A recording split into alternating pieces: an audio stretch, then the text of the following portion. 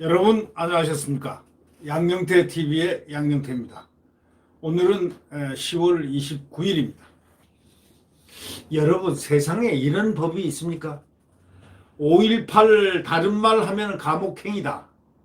이거 말 됩니까? 여기가 자유민주 대한민국이 아니고 여기가 무슨 소비에트 유니언입니까? 옛날 스탈린 시대에 사는 겁니까? 지금 어떤 시대에 우리가 지금 살고 있는 겁니까? 5.18 다른 말 하면 5.18을 조금이라도 비판하거나 반대를 하거나 다른 말을 하면은 감옥행위라? 한국에 이런 법이 정말 생긴다더니 정말입니까 이게? 기가 막히지 않습니까? 이낙연 민주당 대표가 의원총회에 참석하는 그런 모습인데 이런 모습인데 이분이 지금 주도를 하고 있습니다.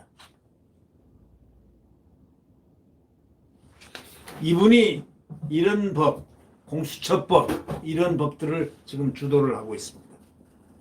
아니 이낙연 씨가 왜 이런 법을 만들죠? 그분은 그래도 서울 법대를 나오신 분인데 법을 갖다가 법대를 나와서 이런 법을 만든다? 자유민주주의 대한민국에서 이런 법을 만든다. 5.18 다른 말 하면은 감옥행이다. 국민 여러분은 어떻게 생각하십니까? 기가 막힙니다. 이낙연 민주당 대표, 이분이 있는 민주당이 27일 의원총회에서 5.18 광주민주화운동을 부인하거나 비방하거나 왜곡하거나 날조하거나 이와 관련한 허위사실을 유포하면 7년 이하 징역이나 7천만 원 이하 벌금형에 처한다는 법안을 당론으로 채택했습니다. 이런 당입니다. 민주당이.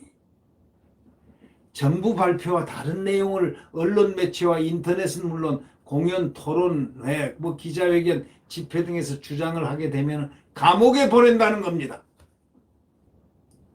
5.18 진상조사위원회 검찰과 같은 강제 수사권을 부여하는 특별법도 당론 추진한다는 겁니다. 5.18 진상조사위원회 검찰과 같은 강제 수사권도 부여하는 특별법도 당론 추진하기로 했다는 겁니다. 이 민주당 정말 너무하네요. 이게 자유민주주의의 여당입니까 이게? 숫자 176석 됐다고 이렇게 무소불위하게 마음대로 막 나가도 되는 겁니까? 이제 민주당은 어떤 법이든 다 통과시킬 수 있으니 이 법도 통과될 것이다. 설마가 현실이 됐다. 개탄하고 있습니다. 지금. 이게 지금 오늘 조선일보 사설입니다. 5.18 다른 말하면 감옥행. 한국에 이런 법이 정말 생긴다니 말이 되나? 이런 얘기 아니겠습니까? 우리 헌법은 국민의 자유와 권리를 제한하는 경우에도 그 본질은 절대 침해할 수 없다고 규정하고 있습니다. 과잉입법은 안 된다는 것입니다. 그런데 5.18 처벌법은 정부 판단과 다른 말만 하기만 하면 공개적으로 하면 그냥 징역형에 처하겠다는 겁니다. 이런 내용입니다. 헌법상 언론 표현의 자유, 언론의 자유, 표현의 자유 우리 국민들이 누려야 할 기본적인 기본권인데 그걸 근본적으로 제한하는 것입니다. 이거는 과잉입법 금지와도 충돌하고 기존 형법의 명예훼손이나 모욕죄 등으로도 충분히 5.18을 근거 없이 비방하는 사람을 얼마든지 법에 의해서 얼마든지 처벌할 수 있는 겁니다. 함에도 불구하고 이게 뭡니까? 이런 법을 만들려고 이런 발상을 하는 그 민주당 그 의원들의 의식구조를 우리는 어떻게 생각해야 됩니까? 5.18 북한군 개입설 같은 극단적 비방은 국민 여론의 장에서도 단죄가 된다. 이렇게 얘기를 사설자는 지적하고 있습니다. 야당 일부 왜곡된 5.18 주장은 지난 총선 참패 원인 중에 하나였지 않습니까? 그런데 또 새 징역법까지 만들어낸다? 이런 민주당은 도대체 무슨 민주당입니까? 5.18의 의미를 부정하는 사람은 거의 없을 것이다 라고 이 사설자는 말하고 있습니다. 상식을 가졌으면 북한군 개입설을 믿는 사람도 없다라고 표기하고 있습니다. 그러나 민주국가의 국민은 어떤 문제에 대해서든 자신의 의견을 이렇게도 표명하고 저렇게도 표명할 수 있는 거다. 그게 바로 민주사회의 다양성이다. 근데 지금 민주사회를 억압을 하려고 하는 이런 태도, 이런 입법 태도는 안 좋다 이런 얘기입니다. 안 좋을 정도가 있어서는 안 되는 것이다 이런 얘기입니다.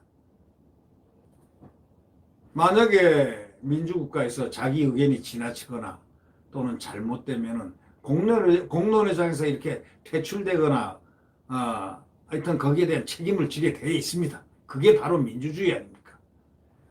어떻게 해서든 권력이 국민에게 그 말할 수 있는 그런 범위까지 여기서부터 여기까지 얘기해라. 여기서부터 여기까지 하면 징역이다. 여기서부터 여기까지는 7천만 원이다. 어떻게 이렇게 할 수가 있느냐 이런 얘기죠. 권력이 국민에게 말할 수 있는 범위 여기서부터 여기까지 얘기해라. 1부터 7까지만 얘기하고 7부터 넘어가면은 징역에 처한다. 뭐 등등. 만약에 이렇게 얘기한다면 그게 말이 되는 얘기냐 이거죠. 국민에게 말할 수 있는 범위를 정해준다는 게 도대체 그게 국가가 할 일입니까? 국민에게 자유 토론할 수 있고 자유 의견을 개진할 수 있는 그 자유가 국민의 자유가 언론의 자유가 있고 표현의 자유가 있지 않느냐 이거.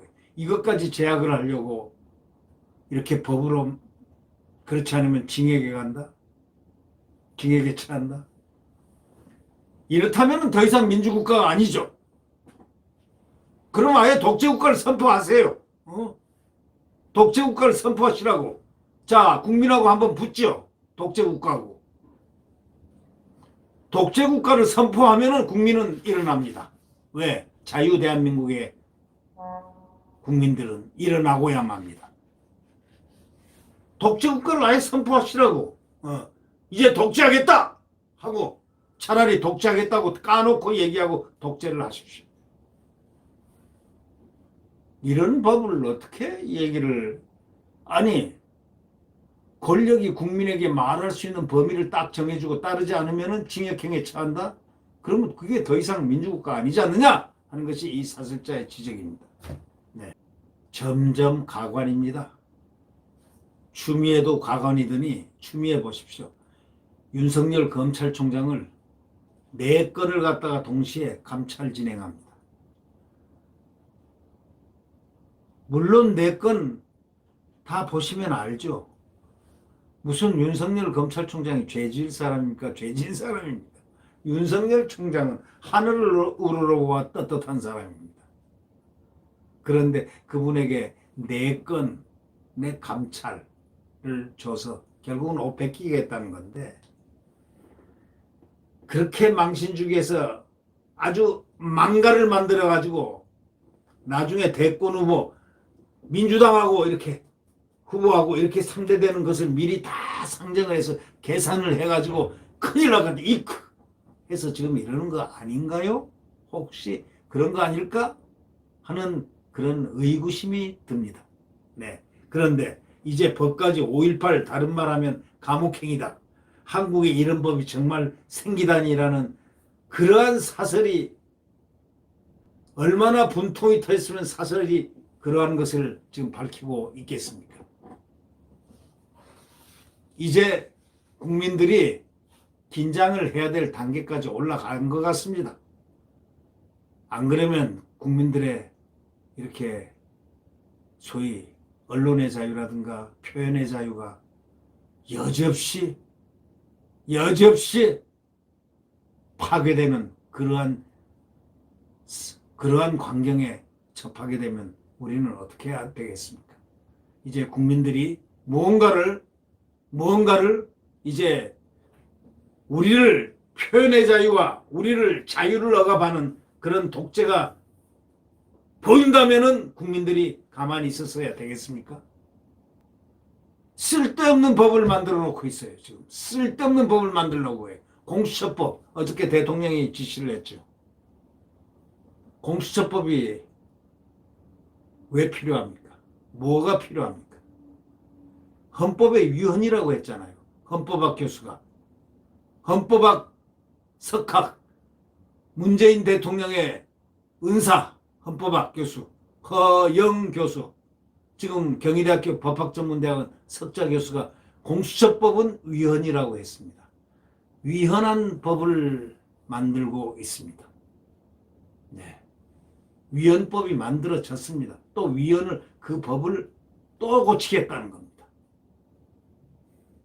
이거 대한민국이 이제 생각을, 뭔가를, 대한민국이 자유대한민국인가 아니면 독재 대한민국으로 가는 것인가 라는 그런 귀로에 서 있다는 그런 느낌을 지우지 않을 수 없다. 지울 수가 없다. 어떻게 이럴 수가 있나. 이런 법이 막 나오나. 지금 놀라울 정도인데, 물론 아직 성하는데 전부 다 지금 당론으로도 채택하고 발의가 돼 있고 하는 등등입니다. 정말 걱정스러운 게 아니고 분노가 앞섭니다. 네.